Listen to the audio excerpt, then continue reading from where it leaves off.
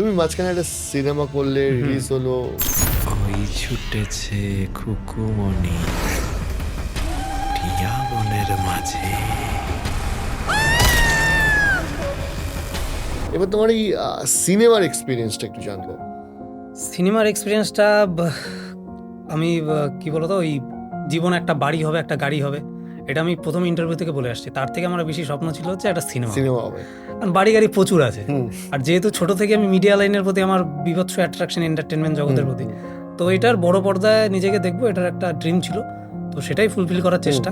কিন্তু এখন যে ইন্ডাস্ট্রির অবস্থা দেখছি, যে ওই ফ্যান্টাসি কেটে গেছে সত্যি। এখানকার ওই সুইটেবল পরিবেশ। কি স্ট্রাগল করতে হয়েছে? দেখো, প্রথম কথা হচ্ছে আমি যেখানে থাকি, মানে কোচবিহার, নর্থ বেঙ্গলের একদম ছোট একটা জায়গা।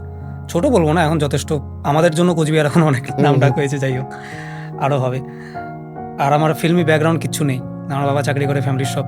সেইখান থেকে এসে এই লাইনে ঢোকাটাই একটা বিরাট স্ট্রাগল। আর তারপরে একটা প্রজেক্ট শুরু করা, সেটাকে কমপ্লিট করা, তারপরে সেটাকে হল অব্দি পৌঁছে নিয়ে যাওয়া। রাস্তা কখনোই স্মুথ হয় না, এবং তোমরা যারা ইন্ডাস্ট্রির এখন পরিস্থিতি দেখতে পাচ্ছ, এখানে কিছু কিছু জিনিসপত্র উঠে আসছে সামনে। তো হ্যাঁ, কিছু তো কাঠখড় পোড়াতেই হয়েছে।